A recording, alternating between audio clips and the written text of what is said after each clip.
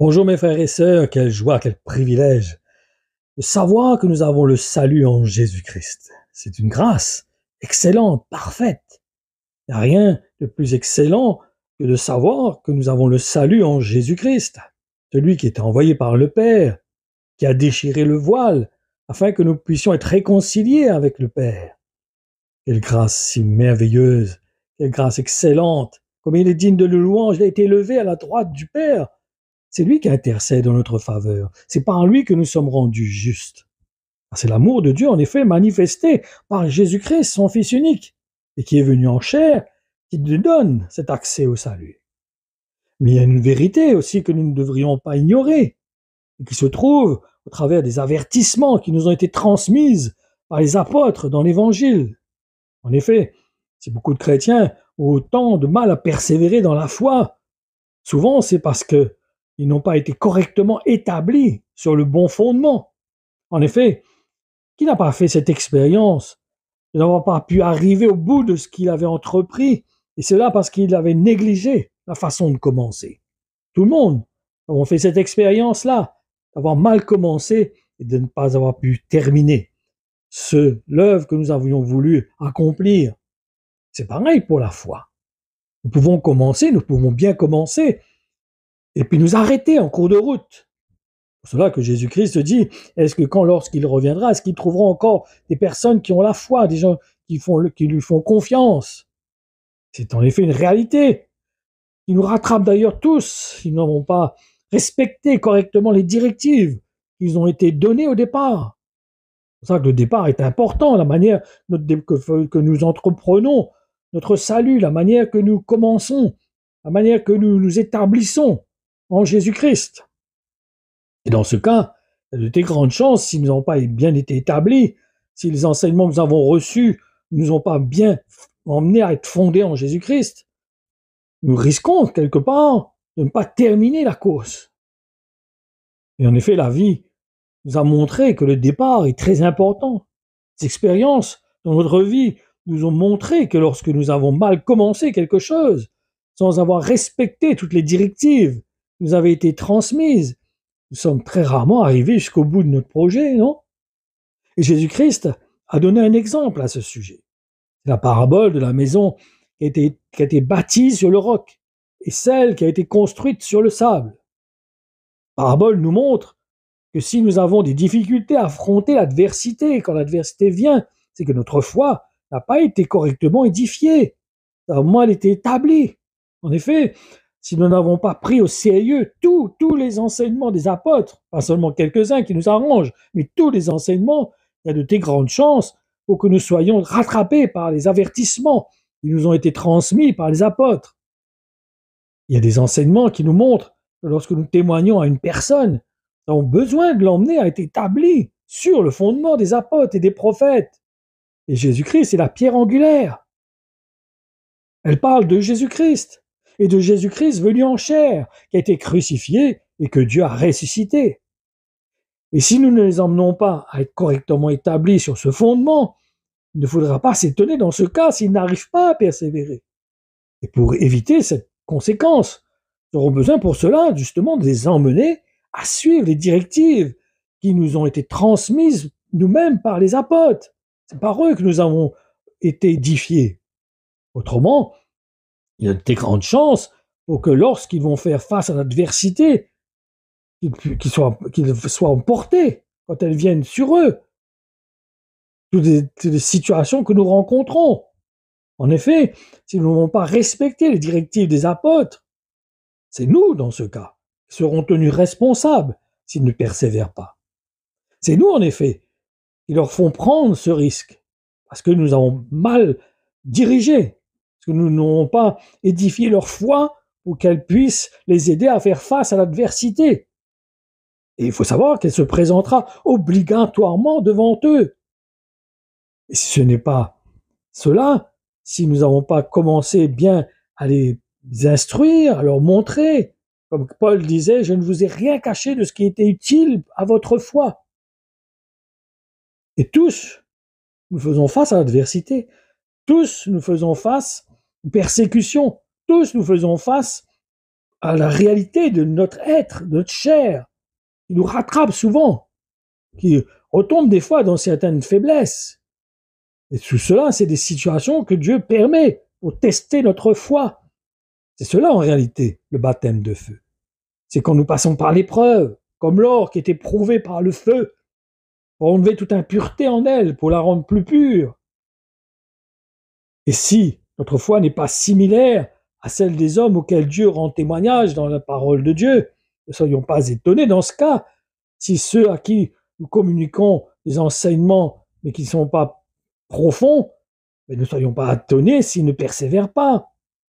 Il faut en effet que notre foi puisse avoir les mêmes caractéristiques que celles qui se trouvaient dans les hommes dont nous parle la parole de Dieu. Sans négliger non plus qu'il ne faut pas leur montrer seulement qu'ils doivent être établis sur un bon fondement, et qu'ils auront aussi besoin d'être édifiés sur tous les enseignements des apôtres, pas quelques-uns, pas seulement que Dieu est amour, que Dieu bénit, que Dieu prend soin, que Dieu guérit, et en négligeant les autres enseignements. Nous ne sommes pas bercés dans de fausses illusions, parce qu'autrement, la réalité nous rattrapera toujours. Faisons face à la réalité de la vie. Et bien souvent, cela nous emmène à savoir si notre foi est réelle, sur quoi nous sommes établis, si nous sommes bien fondés en Jésus-Christ, si la branche que nous sommes a bien été greffée, si nous plongeons nos racines dans le tronc pour puiser la sève dont nous avons besoin pour pouvoir porter des fruits à la gloire de Dieu. Ne soyons pas étonnés au cas où les chrétiens ont du mal à marcher dans cette foi qui est éveillée en eux par Dieu au travers des paroles qui ont été transmises par les apôtres, si nous ne les bâtissons pas sur le bon fondement, avec les bons matériaux. En effet, si leur foi n'a pas le même résultat que celle des premiers disciples, c'est tout simplement parce qu'ils n'ont pas été enseignés de la même façon. Et c'est cela qui va les emmener à chercher un évangile qui va être plus avantageux à leur chair, qui va s'adapter au niveau de leur foi. Ils ne vont pas chercher un évangile pour grandir dans la foi, parce qu'ils n'ont pas été conduits comme cela, ils n'ont pas été dirigés dans ce sens. Ils vont chercher des enseignements qui sont adaptés à leur foi. En effet, la réelle parole de Dieu est comme une épée, à double tranchant. Elle sépare, elle renverse les raisonnements. Et elle emmène des pensées captives dans le but d'obéir à Christ, de porter notre croix et de mourir à nous-mêmes. Si nous nous considérons comme des disciples de Jésus-Christ, nous devrions être intransigeants en ce qui concerne les enseignements qui se trouvent dans l'Évangile et suivre la façon que Jésus-Christ et les disciples et les apôtres enseignaient le peuple de Dieu. Et si ce n'est pas le cas, ça démontre que nous sommes des personnes irresponsables. En effet, si nous sommes des parents, si nous avons des enfants, nous sommes légers dans la façon que nous les éduquons, en disant que Dieu est amour et qu'il laisse Dieu et que nous laissions Dieu éduquer nos enfants. Et nous sommes dans ce cas des parents insensés, parce que nous ne suivons pas les enseignements, les directives qui ont été données dans la parole de Dieu pour éduquer nos enfants. Il est bon de considérer avec attention en quoi consiste d'être établi sur le bon fondement. Et pour voir cela, il suffit de lire ce qui est exprimé par l'auteur de l'Épître aux Hébreux, chapitre 6, et dans les versets 1 à 3. C'est pourquoi nous ne voulons pas nous attarder davantage aux notions élémentaires du message chrétien. Dépassons ce stade et tournons-nous vers un enseignement correspondant au stade adulte et qui favorise notre croissance spirituelle. Ne recommençons pas sans cesse à poser les fondements, c'est-à-dire l'abandon des œuvres inutiles de notre vie d'avant, vouées à la mort, et la foi en Dieu. L'enseignement sur les différents baptêmes, l'imposition des mains, la résurrection des morts, et le jugement éternel. Et le jugement éternel. Et le jugement éternel. Laissons donc ces notions fondamentales à leur place et abordons ensemble, avec l'aide de Dieu, des vérités plus profondes correspondant au stade adulte. Je vous en conjure, ne prenons pas à la légère cette réalité. Un chrétien doit être établi sur le fondement des apôtres s'il veut être trouvé juste devant Dieu. En effet, elle nous dit la parole, vous êtes devenus la maison qui a pour fondation les apôtres et les prophètes.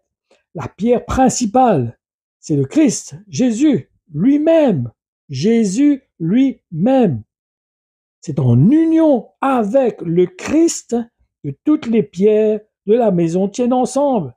Et cette maison s'agrandit pour former un temple saint dans le Seigneur. C'est en union avec le Christ que vous aussi, vous faites partie de la maison qui est construite et vous formez avec tous les autres un lien où Dieu habite par son esprit. Ces paroles, nous pouvons les lire dans l'Épître aux Éphésiens, chapitre 2, du verset 20 à 22. Maintenant, nous allons dire ce que l'apôtre Paul dit. Apollos, c'est qui? Et Paul, c'est qui? Nous sommes seulement des serviteurs de Dieu. C'est par nous que vous êtes devenus croyants et chacun de nous a travaillé selon les dons que Dieu lui a fait, les dons.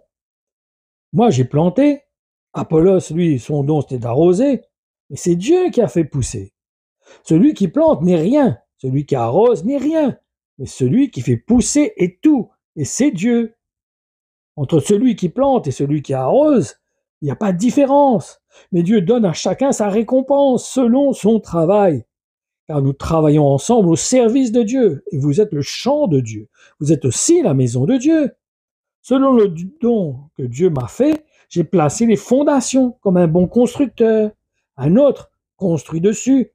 Mais chacun doit faire attention à la façon de construire dessus. Les fondations sont déjà là. C'est Jésus-Christ. Personne ne peut en placer d'autres. On peut construire sur ces fondations avec de l'or, de l'argent, des pierres précieuses, du bois, du foin, de la paille, de différents enseignements.